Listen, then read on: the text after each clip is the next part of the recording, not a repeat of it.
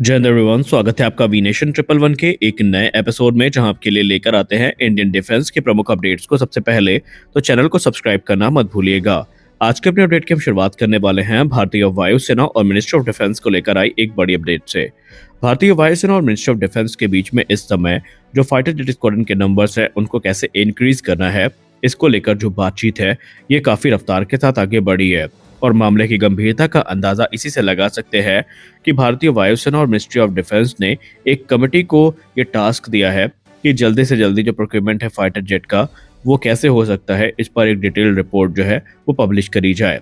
दरअसल अगर हम सोर्सेस की बात माने तो जो मेजर डिसीजन है इस फ्रंट में वो हमें मई 2025 के पहले ही देखने को मिल सकता है। और ये डिसीजन इस चीज की आधारशिला रखेगा कि कैसे भारतीय वायुसेना की जो स्क्वाड्रन स्ट्रेंथ है इसको और ज्यादा घटने से बचाया जा सकता है, क्योंकि रिपोर्ट से इंगित कर रही हैं कि 2030 के पहले पहले भारतीय वायुसेना अपने निम्नतम स्तर पर आ सकती है फाइटर स्क्वाड्रन के।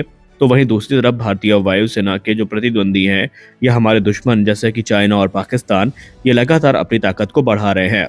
रिपोर्ट्स की बात माने तो पाकिस्तान के पास 2028 के 29 के पहले ही जो 5th जनरेशन फाइटर एयरक्राफ्ट का एक्सेस है वो मिल जाएगा। तो ऐसे में भारतीय वायुसेना के लिए और भी ज्यादा ये महत्वपूर्ण बन जाता है कि कैसे वो अपनी घटती स्क्वाड्रन की क्षमता को यहाँ पर बढ़ा सकते हैं, या यूं कह लें जो स्क्वाड्रन स्ट्रेंथ बढ़ाने की क्षमता है कैसे उस पर काम कर सकते हैं। क्योंकि अगर हम रिपोर्ट्स की बात माने तो एमआरएफए प्रोग्राम को लेकर अब यहाँ पर जो कुछ इंडिकेशन सामने आ रहे हैं उसमें यही कहा जा रहा है कि अगर चीज़ें सामान्य रूप से जल्दी आगे नहीं बढ़ सकती तो फिर जो दूसरे रास्ते हैं उन पर विचार करना ही पड़ेगा। क्योंकि एमआरएफए के अंतर्गत हमें 114 फाइटर्स की खरीद करनी है, लेकिन अभी तक कुछ चीज़ें ऐसी हैं जिस पर आम सहमति नहीं बन पाई है, जिसमें प्राइस, टीओटी और दूसरी चीज़ें शामिल हैं। तो इसके चलते ये प्रोग्राम ऑलरेडी बहुत ज़्यादा डिले हो चुका है। लेकिन इस कमेटी में एक चीज़ पहले ही बता दी गई है कि ये कमेटी जो हमारे इंडिजिनस फाइटर एयरक्राफ्ट प्रोग्राम है जैसे कि तेजस और एम का, इनको यहाँ पर इनकी प्रोग्रेस को रिव्यू नहीं करेगी, बल्कि वो इन स्ट्रेटजीज पर फोकस करेगी कि कैसे हम जल्दी से जल्दी भारतीय वायुसेना के नंबर्स को बढ़ा सकते हैं। क्योंकि अगर हम डिबेट की बात करें तो इस समय डिफेंस सर्कल में जो डिबेट है वो काफ़ी ट्रिगर हुई है कि क्या भारतीय वायुसेना के लिए अब हमें 4.5 जनरेशन के फाइटर्स पर जाना चाहिए या फिर 5th जनरेशन फाइटर एयरक्राफ्ट पर सीधा स्विच करना चाहिए। क्योंकि parliamentary standing committee on defence ने अपने जो प्रीवियस रिपोर्ट है उसमें यही सलाह दी थी कि भारतीय वायुसेना की ज़रूरतों को देखते हुए और बढ़ते चैलेंजेस को देखते हुए सही डिसीजन तो यही होगा कि हम सीधा 5th जनरेशन फाइटर एयरक्राफ्ट पर स्विच करें और भारतीय वायुसेना को एक कंफर्टेबल पोजीशन में लेकर आएं। हालांकि अभी एग्जैक्ट डायरेक्शन इस कमेटी की क्या होने वाली है, भारतीय वायुसेना का क्या डिसीजन होगा, ये तो अभी भी अनक्लियर है। लेकिन कुछ स्ट्रॉन्ग इंडिकेशन है जो डुअल अप्रोच की तरफ इस समय इंडिकेट कर रहे हैं। आइए जानते हैं वो डुअल अप्रोच क्या है और क्या भारतीय वायुसेना के लिए वो डुअल अप्रोच हितकर होगी भी या नहीं। पहली सलाह जो भारतीय वायुसेना के समक्ष रखी जाएगी वो होगा स्मॉल बैच में राफेल F4 स्टैंडर्ड का प्रोक्योरमेंट, जिसको लेकर हम लोग पहले ही चर्चा करते आए हैं। जी हाँ, भारतीय वायुसेना को लेकर पहला इंडिकेशन ये है कि तत्काल जरूरतों को ध्यान में रखते हुए एडिशनल 36 राफेल फाइटर जेट्स का जो ऑर्डर है ये प्लेस किया जा सकता है, और ये एक स्टॉप गैप मेजर्स के तौर पर देखा जाएगा। अच्छा, ये अप्रोच थी, ये नई अप्रोच नहीं है, क्योंकि अगर अब हमें अपनी गलती का तो एहसास हो ही रहा होगा, क्योंकि भारत में जब ये राफेल लिए गए थे तो उसी समय हमारे तत्कालीन वायुसेना प्रमुख और जो हमारे उस समय जनरल बिपिन रावत सर थे CDS, उन्होंने भी यही कहा था कि हम 114 फाइटर की तरफ बढ़ तो रहे हैं, लेकिन हमें ये पता होना चाहिए कि इसमें बहुत सारे जो दिक्कतें हैं, हर्डल्स हैं, उनका सामना हमें करना पड़ेगा। सबसे बड़ा हर्डल होगा ब्यूरोक्रेटिक हर्डल को क्लियर करना। उसके बाद जो कॉस्ट कंस्ट्रेन है ये हमारे सामने रहेगी कि क्या हमारे पास उतनी जो कह सकते हैं राशि है वो अवेलेबल होगी जिसके चलते हम एक बड़ा प्रोक्योरमेंट फाइनलाइज कर पाए। और उनकी बात कहीं ना कहीं आज सही हो चुकी है, क्योंकि बहुत सारे ऐसे इशूज हैं जो अभी तक रिजॉल्व नहीं हो पाए हैं। लेकिन अगर आपको ये लगता है कि हम अभी 36 राफेल का ऑर्डर प्लेस कर देंगे और हमें अगले वर्ष तक ये मिल जाएंगे, तो ये भी एक भ्रांति है आपके मन की। आपको रियलिटी चेक अगर हम दें तो इस समय फ्रांस के पास जो ऑर्डर बुक है वो बहुत बड़ी है, और फ्रांस इस समय सबसे खास बात तो ये है कि अपने प्रोडक्शन को बढ़ाने का प्रयास तो कर रहा है, लेकिन वो प्रोडक्शन बढ़ा नहीं पा रहा है। मोटे तौर पर अगर हम बात करें तो अगर हमने आज भी डील फाइनलाइज कर ली तो हमें राफेल की डिलीवरी शुरू होने में तकरीबन 2028 तक का वेट करना पड़ सकता है, वो भी तब जब सारी चीजें सुचारू रूप से आगे बढ़ेंगी। अब कुछ लोग कहेंगे कि क्या हम इसमें लोकल प्रोडक्शन की बात नहीं सामने रख सकते? तो देखिए, सिर्फ 36 राफेल के लिए फ्रांस कभी भी लोकल प्रोडक्शन के लिए नहीं मानेगा। वो शुरुआत से ये कहते आए हैं कि अगर एक रीजनेबल नंबर्स में उनको ऑर्डर मिलते हैं तब वो इसके बारे में विचार करेंगे। तो ये चीजें, ये पहला अप्रोच है जो हमें देखने को मिल सकती है।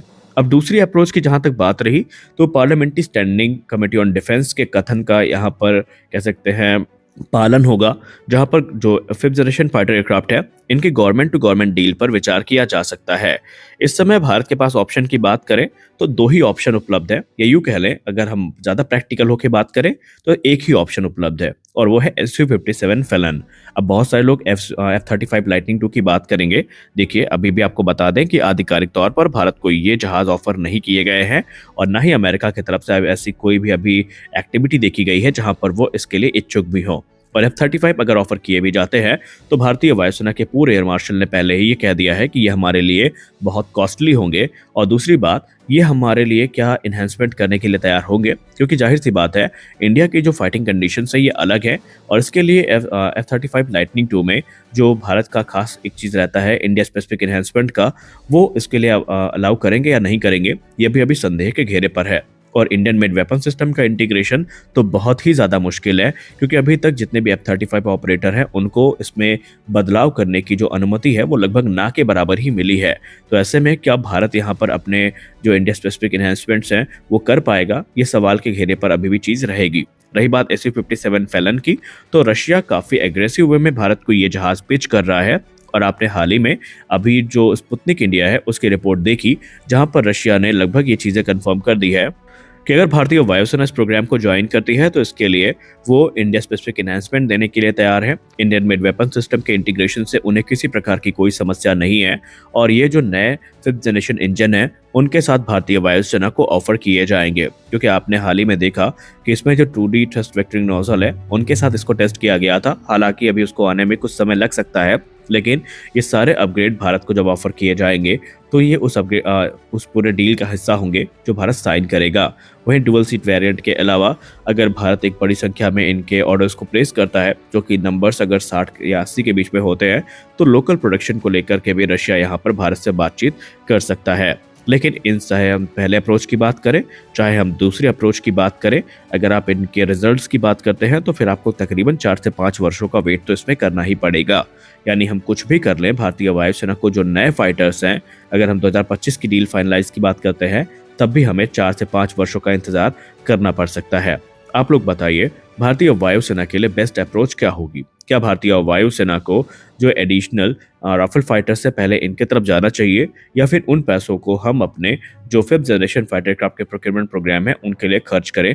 आपकी इसको लेकर क्या राय है? क्या हमारे लिए राफेल F4 स्टैंडर्ड एक बेहतरीन ऑप्शन होंगे या फिर SU-57 फैलन?